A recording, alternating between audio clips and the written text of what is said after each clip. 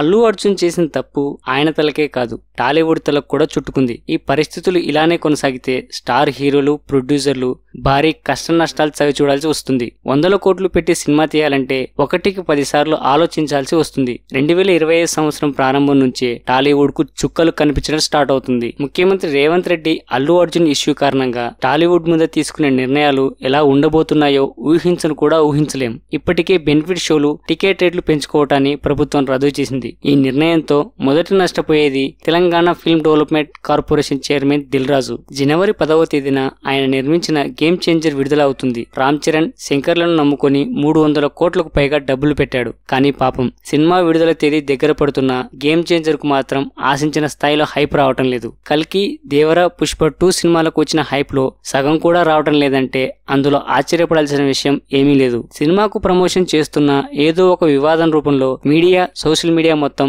అటువైపు టర్న్ అవుతోంది. మొన్నటి వరకు మంచు ఫ్యామిలీ వివాదాల కారణంగా మీడియా, సోషల్ మీడియా బిజీగా ఉండింది. ఆ వెంటనే అల్లు అర్జున్ అరెస్ట్ అవడంతో మళ్లీ మీడియా, సోషల్ మీడియా ఫోకస్ అటువైపు మళ్ళింది. ఇక అప్పటి నుంచి ఎక్కడ చూసినా బన్నీనే కనిపిస్తున్నాడు. దీంతో గేమ్ చేంజర్ మూలన పడిపోతున్నాడు. ఇది ఇలాగే కొనసాగితే దిల్ రాజుకు కోలుకోలేని భారీ నష్టం తప్పదు. సినిమా టాక్ బాగా ఉంటే పర్లేదు, కొద్దిగా అటు ఇటు అయినా దిల్ రాజు ఆస్తులు అమ్ముకోవడానికి రెడీగా ఉండాల్సి వస్తుంది. బెనిఫిట్ షోలు, టికెట్ రేట్లు పెంచుకునే అవకాశం ఉంటే దిల్ రాజుకు మేలు జరిగేది. సినిమా టాక్ ఎలా ఉన్నా సినిమా విడుదలైన ఓ 2-3 రోజుల వరకు మంచి అమౌంట్ చేతికి వచ్చేది. కానీ పాపం ప్రభుత్వంలో పదవి వచ్చినా అది ఉపయోగపడకుండా పోతోంది. కేవలం గేమ్ చేంజర్ సినిమాకు మాత్రమే కాదు, సంక్రాంతి టైంలో విడుదలయ్యే స్టార్ హీరోల సినిమాలపై కూడా ప్రభుత్వం తీసుకున్న నిర్ణయం ప్రభావం చూపుతుంది. సంక్రాంతికి బాలయ్య బాబు డాకు మహారాజ్, విక్టరీ వెంకటేష్ సంక్రాంతికి వస్తున్నాం సినిమాలు విడుదలవుతున్నాయి. ఈ 2 సినిమాలపై కూడా ప్రభావం పడుతుంది. ఈ 2 కాదు, భవిష్యత్తులో విడుదలయ్యే అందరు స్టార్ హీరోల సినిమాల కలెక్షన్లు కూడా భారీగా తగ్గిపోతాయి. Cinema break even అందుకోవాలన్నా